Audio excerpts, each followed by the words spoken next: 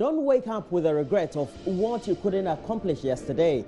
Indeed, wake up while thinking about what you will be able to achieve today. The biggest sources of motivation are your own thoughts. So make sure you think big. Indeed, motivate yourself to win each day. A very good morning to you. Thanks for joining us for the show. Myself and Mamavi Osuobaje will be here to bring you 3 hours of comprehensive discussions and thoughts on our socio-economic development as a country, lifestyle, and look at some of the greatest things motivating you on the various discussion platforms you're on.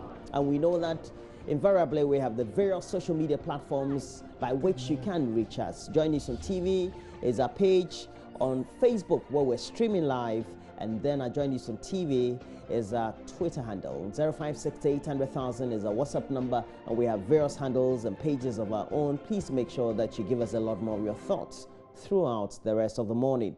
But we have to start the whole show and bring you a reflection or motivational song or a song just to give you or prep your mood up this morning. When we come back, we'll run up or run by you our lineup. Forget to thank God each minute of your life. Nagode. It's a song by Yemi Alade, and you can get a lot more of her videos on YouTube. We also have a channel on YouTube. Please search for My Joy Online TV. I go there every day. At least I have an hour or two each day. I go to YouTube and the web and try to surf as much as I can. How are you? You look splendid. You attended a wedding over the weekend? I think it's been flowing from yesterday. A wedding from over the weekend. Well, I think the inauguration did a trick. Yeah. I've been inaugurated. You see, huh? I've been commissioned. You see. Yeah. Yeah. How are you? I'm great.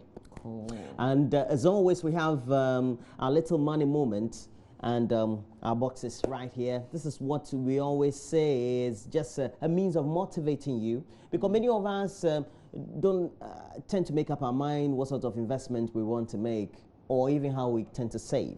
Now, if you start, just say you have a family, you start and your children will also follow suit, or even your spouse may also follow suit.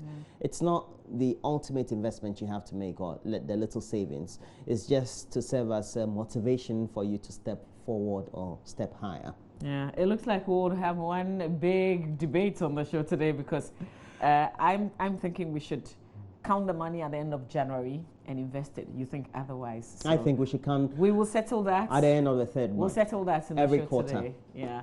But what's happening on our show this morning till 9 a.m.? Well, the Social Security and National Insurance Trust, SSNIT, they've increased pension benefits by some 18%. What does this mean? How did the authority arrive at this decision? Do you have questions for them?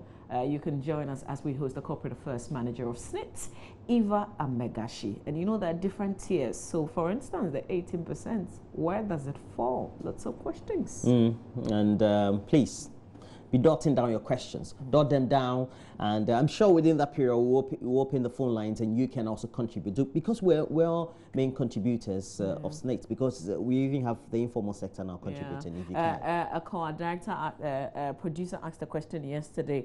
Can I stop the contribution at some point if I feel I want to retire, even though I haven't reached the retirement age of 60?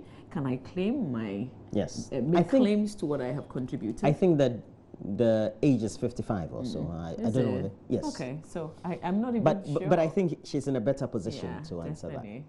But we also know that it's characterized the transition periods of our democracy. So we experienced this in 2000, 2008, and now we're experiencing it after 2016.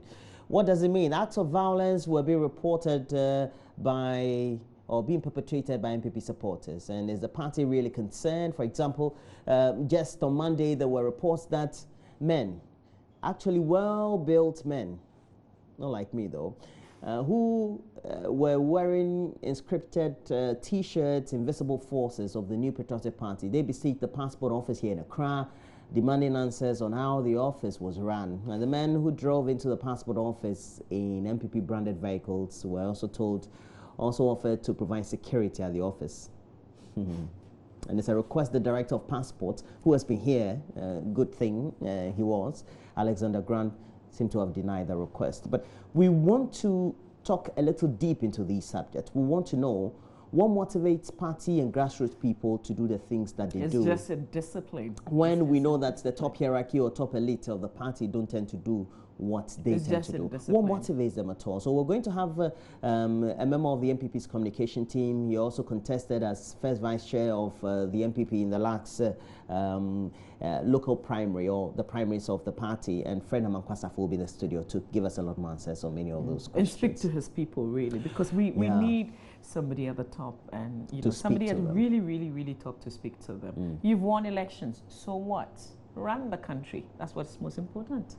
Now, after the NDC's defeat in the December 2016 polls, the biggest question has been who will represent the party in 2020? Many names have come up. One of the persons whose name came up is former Trades Minister Ecols Pilgabra, Joseph Opoku-Gappo. Spoke with him. We'll bring you that conversation here on the show. Is he running or not? Is he preparing for 2020? Is there an agenda? More questions. The answers will be later on this morning here on the show. So those are the main talking points. But before all these, or interspersing all these, or sandwiching them, we would have talked about the latest news updates we have, give you a rundown of the reviews from the newspapers, the online portals, and then we'll bring you the news. We know that Cristiano Ronaldo has again become the FIFA best player. It used to be an award amalgamated between FIFA and the Ballon d'Or. Now it's only FIFA organizing the award. What does it mean for him? Does he deserve it, by the way? I think so. Has he been relevant? Very relevant. Okay. All right, so we'll bring you a more detailed spot even as we prepare for AFCON. Yeah, I forgot about that. You know, my tip is that we're going to come out the first round. But many of the times on this very show, since I started doing TV here, my predictions have always been wrong. I think I've been jinxed.